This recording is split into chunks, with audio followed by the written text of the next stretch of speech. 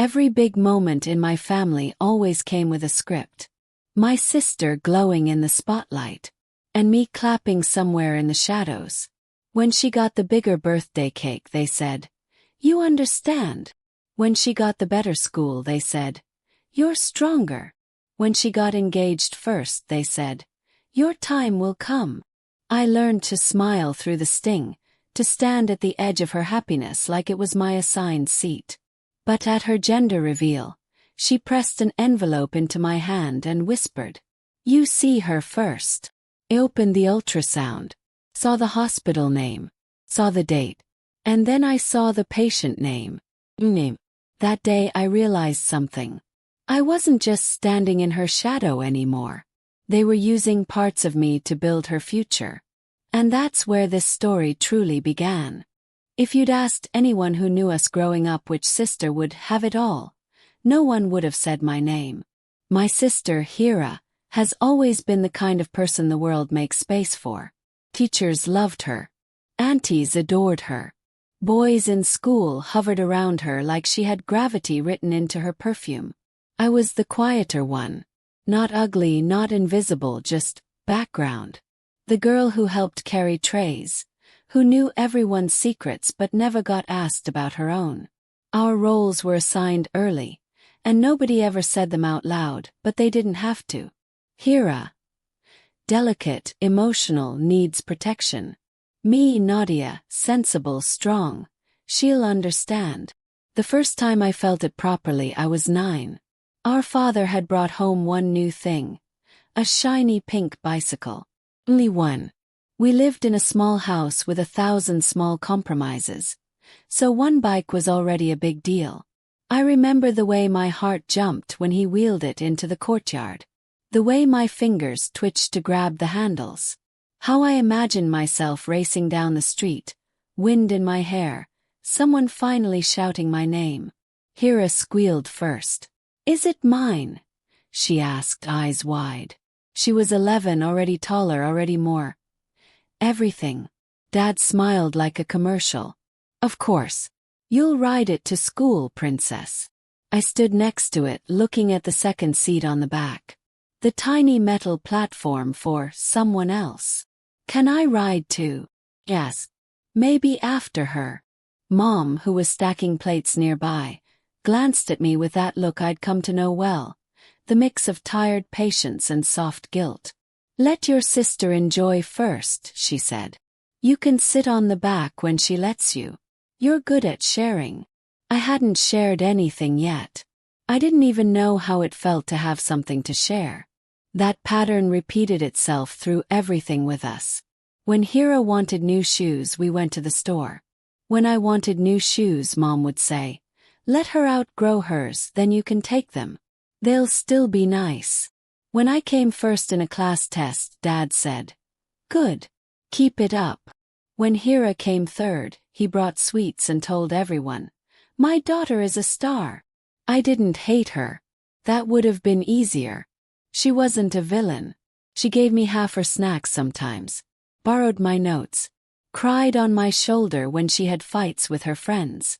But love gets complicated when you can trace your missing pieces to the shape of someone else's comfort.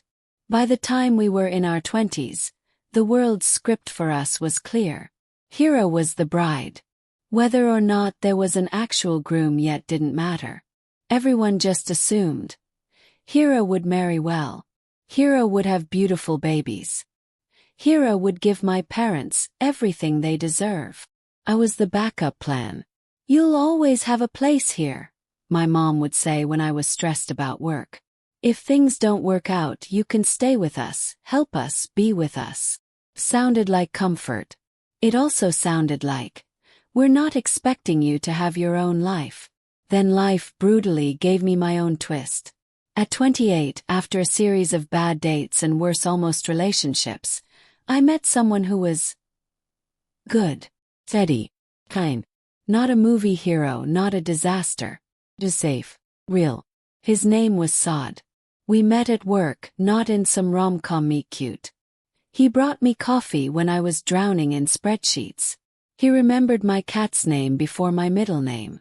When he asked me out, He stumbled over the question so much I had to finish it for him. We got engaged a year later. Small ring. Smaller party. But it was mine. For a few short months, I watched my parents look at me the way they'd always looked at Hira. With pride, with excitement, with a kind of softened joy. Then Hira announced she was getting married too. Course she did. Her fiancé was richer. Taller. More dramatic. Their engagement party had a dance floor. Hashtag. A giant H-heart suit, a light-up sign. Family conversations shifted. Again. When is Hira's dress fitting? What's Hira's venue like? Can we combine some of your events? My mom asked me once, almost shyly. To save money. Hers will be bigger, of course, but we can add your names on the stage too. I laughed like it was a joke. Over my dead body, I wanted to say. But I swallowed it. Like always. I thought the worst part of that year would be watching my wedding shrink so hers could expand. I was wrong. Because before either of us could walk down any aisle, I got a different kind of news. We were sitting in a clinic. White walls, old magazines, a fake plant in the corner. Saad squeezed my hand as the doctor explained my test results. Words like low reserve, difficult, and might be challenging to conceive naturally, floated around the room like gnats. I nodded mechanically. Made a joke about adopting an entire football team. Walked out. At home, alone, I sat on the bathroom floor, cold tiles pressing against my legs, and finally let myself feel it. I had always been the one who didn't get picked first. Now even my own body had joined the list of things that didn't choose me. I told my parents cautiously. They reacted the way they always reacted to my pain, with measured sympathy and quick comparison. Don't think like that, Mom said. These doctors scare you. Look at your cousin. They said the same to her, and now she has twins. Dad said, don't tell Hira yet. We don't want to put pressure on her. Let her enjoy her time. Let her enjoy her time. While I sat in mine. I didn't tell Hira at first. Not because I wanted to protect her, but because I was tired of the inevitability in everyone's eyes whenever something sad attached itself to my name. But secrets in families are like damp in walls. They spread. She found out months later, not from me, but from overhearing my mom talking to some auntie on the phone. Hira called me that night, voice too bright. Why didn't you tell me? Because it's my uterus, not a group project. I wanted to say. Instead, I said, there wasn't anything to say yet. We're still figuring it out. Don't worry, she soothed, the way you talk to a child who dropped their ice cream. You'll get your miracle baby. You're the responsible one. God likes responsible people. I hung up feeling more hollow than comforted. Time rolled on. My engagement stretched. Hira got married first. In the big hall with the chandeliers and the 6 outfit changes. I smiled in photos. Fixed her dupatta. Held safety pins in my mouth while people told me, you're next. Not realizing I had no idea if next would ever happen for me the way it did for her. Months later, the photo spam of her honeymoon shifted into something else. Cravings. Nausea complaints. Screenshots of pregnancy apps. Then, guess who's pregnant, loudly crying face 2 hearts in the family group, with a blurry picture of a test. I sent congratulations. I meant them. Enough. But underneath, a small bitter voice whispered, of course she is. My parents slipped into full grandparent mode overnight. My mom started every call with, Hira needs this, or Hira can't eat that, or Hira is so scared of labor. I told her you were the strong one, you'd help. I watched them fuss, plan, dream. Watched my own silent file in their hearts get pushed further back. When Hira announced there would be a gender reveal party. Yes, an actual party like we were Americans with Pinterest boards, I rolled my eyes in private. But I went. Course I went. Because that's what the background daughter does. She shows up. She claps. She holds phones for other people's videos. I didn't know that this time. Showing up would mean having my entire understanding of Hira's baby ripped wide open. I didn't know that when she pressed that ultrasound into my hand and said, "You see her first," she was handing me a piece of myself I hadn't even known was missing. I certainly didn't know that in the top right corner of that grainy black and white image, beneath the due date, there'd be a name and a number that would make my heart slam against my ribs and my vision go white. But I found out. In front of everyone. Under a shower of pink confetti and fake laughter. If you looked at the photos alone, you'd think that afternoon was perfect. Sunlight. Balloons. A backyard full of people pretending real life can be filtered into soft pinks and blues. My parents had gone all out. There was a banner that said, "He or she. Come in and see." In glitter letters. Cupcakes with tiny fondant question marks. A big cardboard box in the middle of the yard, taped shut, stuffed with either pink or blue balloons. Hira's dramatic reveal moment. When I arrived, Mom hugged me quickly, half distracted. "Good you're here," she said. "Go help Hira with her dress. She's worried she looks fat. And make sure your father doesn't eat the decorations. They're real chocolates this time." "No, how are you?" "No, how did you get here?" Just duct taping me into place like always. I slipped into the house, dodging relatives. Hira was in her old bedroom, now a shrine to her new role. Baby socks on the dresser. Candle that smelled like vanilla and something called New Beginnings. She turned around, hands flying to her hair. "Is my eyeliner okay?" she asked. "Do I look glowing or just oily?" I laughed despite myself. "You look fine. You look happy." She did. Round her face. Small bump under a fitted dress that everyone kept touching without asking. She pulled me into a hug. For a second, I let my chin rest on her shoulder, breathing in the mix of perfume and baby lotion she'd started using to get used to the smell. "You made it," she said into my hair. "I was scared you'd say you had work." "I do have work," I said. "But I asked for the day off." She leaned back, mock scolding. "See, God gives in different ways.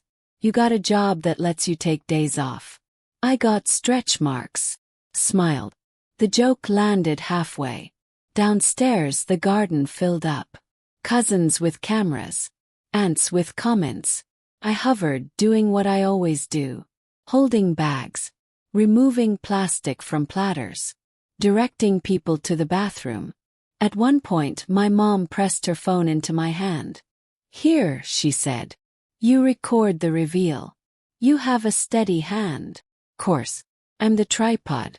When everyone had gathered around the big box, Hira stood next to her husband with that practiced bashful smile, chin down, eyes up. One hand on her bump like she was shielding a secret. My father clapped for silence. "Today," he announced, "we celebrate the next queen of this family, or king." Laughter. Ears. He glanced at me only once, quick, like checking a light that doesn't need fixing. "Ready!" Someone shouted. Kids shrieked. Cameras up. I hit record, framing them perfectly in the center. My skills always best used when they make someone else look good. They pulled the string together. The lid popped open. A flood of pink balloons flew out, catching the sunlight, dancing into the sky like a small army of bubblegum-colored secrets. Screams. Clap. "It's a girl," everywhere. My mom actually cried. "My granddaughter," she kept repeating like the words tasted sweet. People hugged, congratulated, took boomerangs for Instagram. In the middle of the chaos, Hira suddenly turned and walked straight toward me. "Stop filming," she said. "I have a surprise for you." I lowered the phone, thumb shaking slightly. "What?" She grinned, eyes shining. "Come." She dragged me toward the house, weaving through the crowd like we were kids again running away from chores. In the quieter hallway, she reached into her purse and pulled out a white envelope. My name was written on it, in her loopy handwriting. "This is for you," she said. "You get to see her properly first." Confusion flickered. First. Why?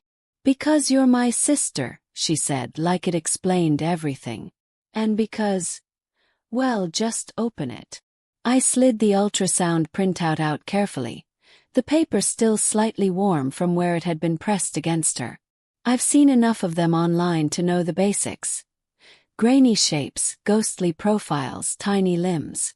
But I didn't look at the baby first. My eyes went, automatically, to the top right corner. Patient name. Hospital. It's a stupid habit from years of filling out forms at my job.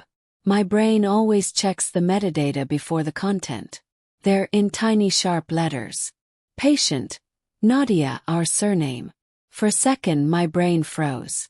I thought it was a trick of the light. A reflection. The wrong paper. Nothing. I blinked once, twice. The name didn't change. Name. Not hers. The hospital logo below it was one I knew too well. Private clinic I had visited months ago. For my fertility test. A memory slammed back. The cold gel on my stomach, the humming machine, the silent technician who wouldn't answer questions. The way my mom had insisted on coming along that day. For emotional support. Isn't she beautiful? Hira's voice floated through the fog in my head. Look at her little nose. I dragged my eyes down to the image. Tiny profile. The curve that could be anything at this size. Then back up to the name. Nadia. Me. My fingers felt numb. The ultrasound trembled slightly between us. Hira, I said slowly. Why does this have my name on it? She laughed a little too loud. Oh. The clinic messed up. They put your name by accident. We told them, but you know how these places are. Paperwork is such a mess. The words rushed, rehearsed. I stared at her. She didn't look guilty. She looked expectant. Like she'd practiced this conversation in her head. And my shock was a line she hadn't accounted for. You had your scan at my clinic. Yes. Color rose in her cheeks. Mama said it was a good hospital. You went there first and it's close by. Why does it matter? It mattered because the doctor there knew everything about my body. My hormones. My test results.